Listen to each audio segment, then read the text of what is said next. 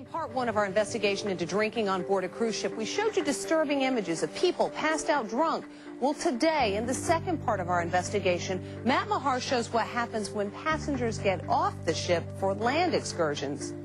Oh. The booze flowed from the minute we boarded Royal Caribbean's Grandeur of the Seas last month for a cruise from Tampa to Cozumel, Mexico. We saw passengers drunk and passed out in the disco, stumbling back to their rooms, bartenders and waiters serving drinks to obviously intoxicated passengers. Even teens as young as 14 walking around with drinks in their hands. But the heavy drinking is hardly limited to the ship. Almost all the cruise lines sell on-land excursion packages which heavily promote the consumption of alcohol. Are you ready to party? When the ship docked in Cozumel, we boarded this party boat for a booze-filled excursion to one of Cozumel's nicest beaches. The excursions are usually operated by independent companies, but are sold on the ship by the cruise lines. And industry insiders say the cruise lines keep a large chunk of the profits. This excursion includes all the booze you can drink. You don't even need to use a cup. The bartenders pour the alcohol right down your throat. On the way to the beach, you play games. And what do you get if you win the game? You guessed it. More booze. Another excursion sold by Royal Caribbean featured dangerous drinking contests on the beach. So one girl versus one girl, 5 beers and 2 shots of tequila? Yeah. Wow.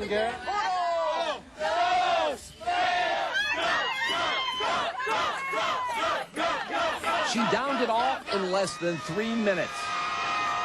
In the men's division, they drank even faster. But one young man doesn't make it to the end of the game before he throws up. What happened?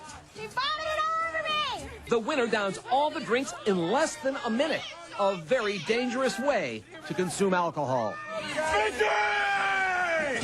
How many did you have? I had, let me think, 6 beers and 2 shots of tequila. How do you feel? Up beyond all recognition. As the day winds down, it's time to head back to the cruise ship.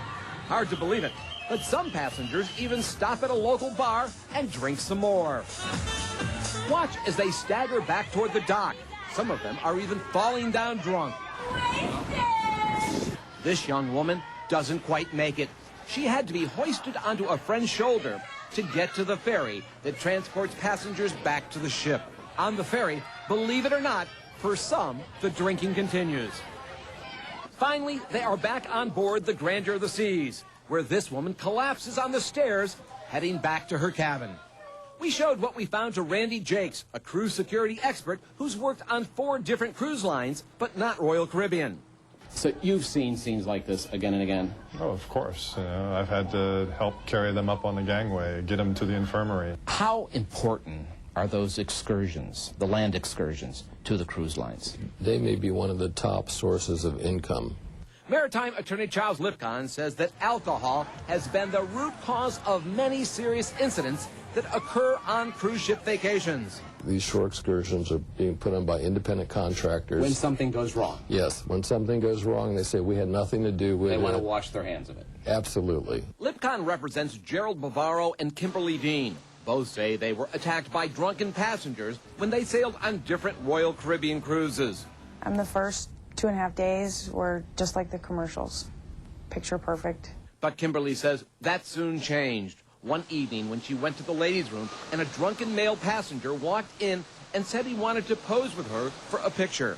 It was silly. I could tell, you know, he'd been drinking. He was staggering, stumbling. But when the picture was taken, she says the man groped her. Took his hand and placed it between the back of my thighs. What happened next and the way she says she was touched is too graphic to describe. Dean is suing Royal Caribbean, which is contesting the lawsuit. The cruise line declined an on-camera interview, but in a statement said they cooperated fully with an FBI investigation and no one was charged with a crime. They also said a variety of people witnessed the interaction and saw nothing akin to a sexual assault. This man says he, too, was assaulted by a drunken passenger. Jerry Bavaro from Long Island, New York, said he was sucker punched in the face by a drunken passenger who had returned to the ship from an offshore excursion. Next thing I knew was I was hit by him on the left side of my jaw. Never spoke to him before, never had words with him. He just hit me. The punch was so hard it broke Bavaro's jaw in 3 places, and his mouth had to be wired shut. Bavaro sued and received a settlement from the cruise line. Royal Caribbean told us the incident was reported to the FBI, which declined to investigate the matter. But they also say they kicked the offending passenger off the ship. Get drunk, get drunk. Whether it's on a land excursion or on the ship, it seems for some the booze just doesn't stop flowing. They encourage drinking. That's how they make their money. It comes at a heavy price for some of us. Royal Caribbean says if it becomes aware of any inappropriate performance by an excursion contractor associated with the cruise line, the company notifies the vendor of the situation and requests that they take corrective action.